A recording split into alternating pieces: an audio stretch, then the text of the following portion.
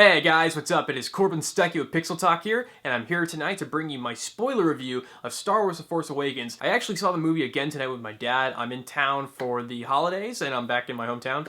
So I went ahead and I saw the movie again just to see if I missed any Easter eggs or anything like that. And I'm pretty sure I have a good understanding of what I'm supposed to talk to you guys about when talking about spoilers for The Force Awakens. So let's get started. Like I said, this is going to be a spoiler review, so if you guys have not seen The Force Awakens, which why wouldn't you? This movie's freaking amazing.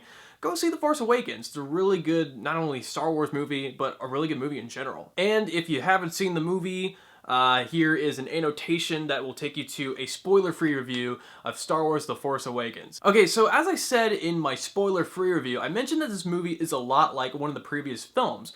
Thank God it's not one of the prequels. Well, actually, in a sense, it is. Okay, let me explain.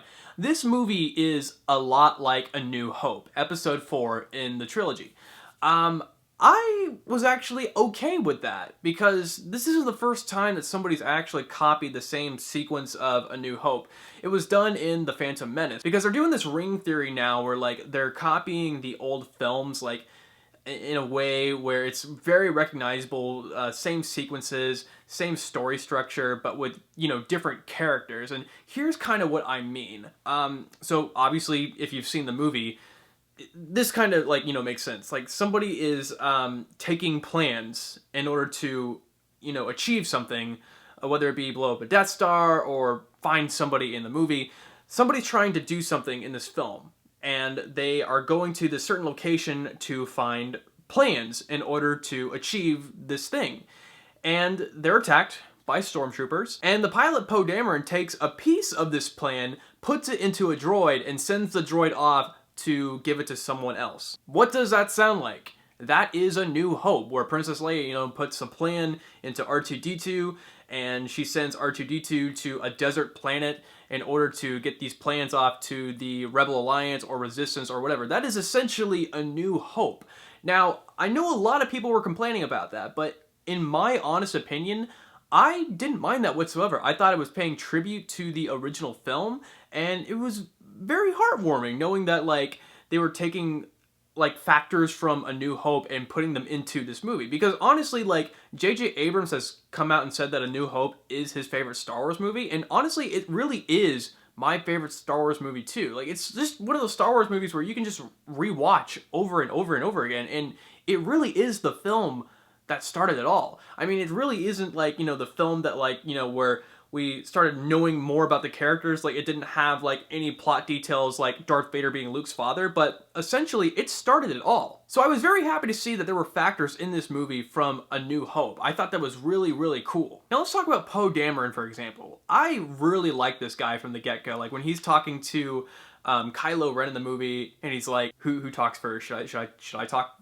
first, or should you talk first? I can't really understand you with the mask. I thought that was hilarious. Like, it really kind of, like, you know, set the tone for what this character was supposed to be, and I really wanted to see more of him. However, we just really didn't.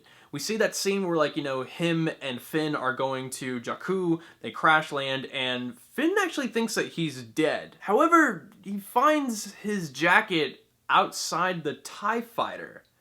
So that must mean that he got out, right? Like we find out later in the film, he got out. So if Finn finds his jacket in the TIE fighter, and he looks around and sees that he's not in there, why would he automatically assume that, like, you know, Poe Dameron is dead?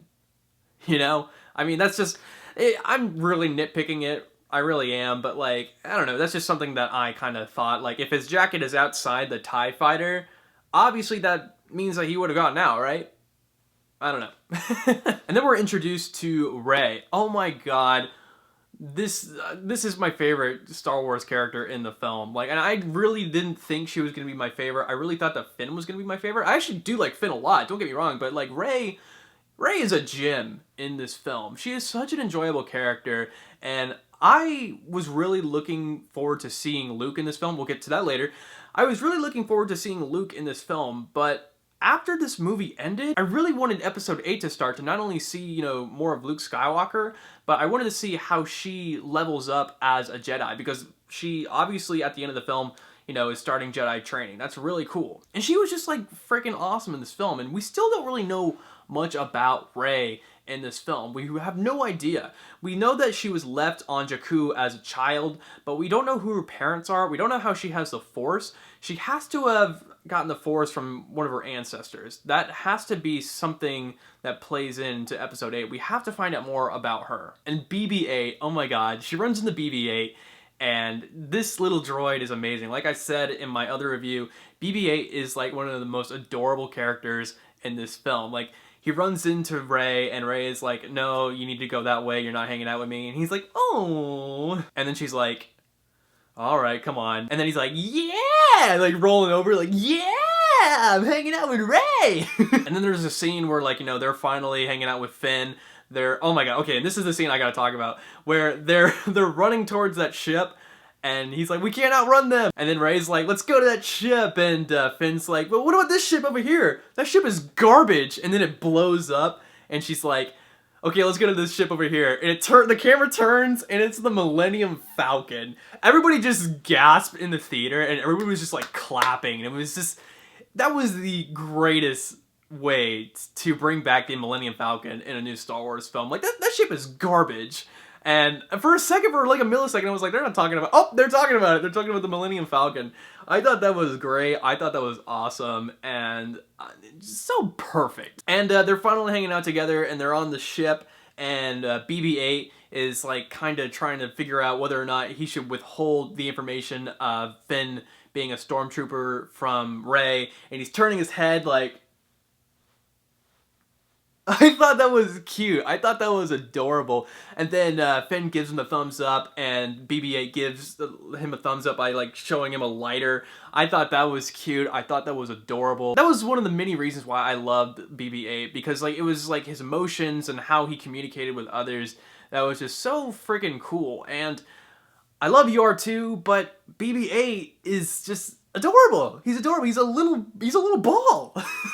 And let's talk about Han Solo and Chewie. So Han Solo and Chewie finally get on the Millennium Falcon, and it's just like, oh my god, it's like Han Solo. Like, this isn't like, you know, just Harrison Ford replaying a character like, you know, Indiana Jones. It actually felt like Han Solo. Like the way like he spoke to Chewie. Like, you know, there's scenes in the movie where like, you know, they're like trying to get away from stormtroopers, and he's like, come on Chewie, let's go. Like, it actually felt like this was Han Solo again. Even at an older age, it felt like Han Solo.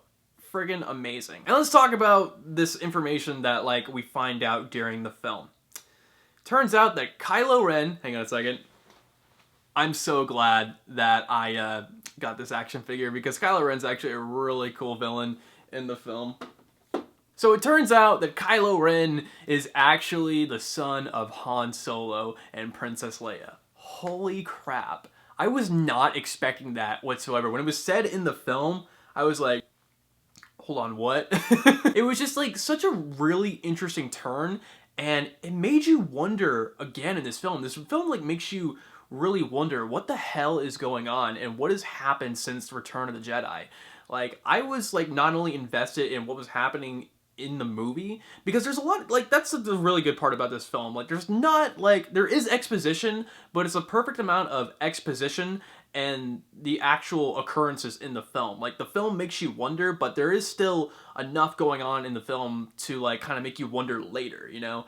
There's a lot of focus on what is happening now in the film. Going back to Kylo Ren, yes, he was a very interesting villain, because you actually understand why he is the way he is. Like, you don't really agree with him, but you understand why he's doing what he's doing. He wants to be a part of the dark side, but at the same time, he comes from like this really traditional family of the Force, of the light, and he feels like he can't surpass that sometimes. And he has like these rage moments where he takes his lightsaber and he starts like beating like things around him, like slashing things around him with a lightsaber. I just love those anger moments in the film. I thought it was like really hilarious. At first I thought it was like really kind of scary, and I had like my eyes wide open the whole time. But when it happened again, I was laughing so hard, because I was like, okay, this is something we're gonna have to get used to, so I might as well laugh at this. And let's talk about that first time he actually freaks out. So he's freaking out the first time because he finds out from I think it's like a general or whatever, that the BB-8 droid has been taken by Finn, and he starts freaking out and everything. And then you think that he's just gonna kill the guy, because like that's what Darth Vader did a lot in the older films. He actually like choked somebody to death. and he doesn't. He just does something totally different. He actually just has like an anger episode, and he's like, "Is there anything else?" And the guy is like, "Well, there was a girl." Then he does the force choke thing where he brings the guy forward, and he's like, "What girl?" And that kind of makes me wonder. Okay, does he have like history with Rey? Obviously, Rey doesn't know that because like Rey meets up with him in the film when she's captured, but scenes like that where there's mention of a girl and he like the way he reacts makes me wonder, okay, is he like, does he know about Rey, and like does he have like somewhat of a history with Rey? Is he like a brother or something? I don't know. That made me kind of wonder in the film what the hell is going on. Now let's talk about when they go to that second planet with like all the grass. It's not the desert planet or anything. They go to this bar environment, which again, yes, it is like A New Hope. They're like playing music in the background. It's a bar environment. And they meet up with this character. Her name is Maz Kanata. She's a CGI character, and a lot of people online have been complaining because, like, pretty much the majority of the movie is practical, but, like, they introduce, like, this little CGI character. I don't really think that she was bad looking.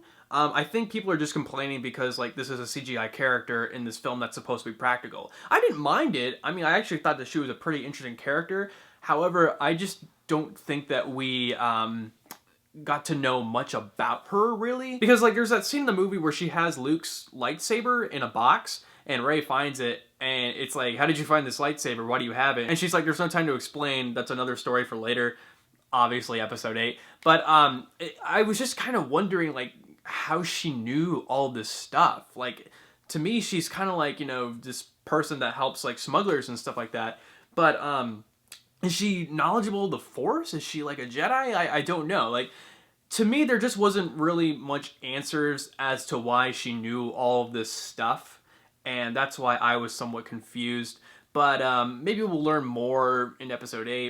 I mean, it could be like a possibility that she is related to Yoda, maybe? I don't know. Or new Yoda.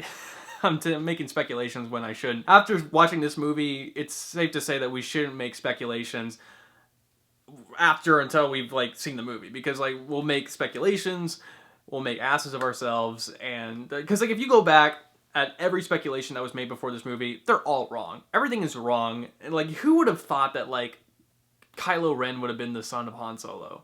Like, I don't think there was any speculations like that at all. And let's talk about that scene where Rey gets the lightsaber and has that little dream sequence.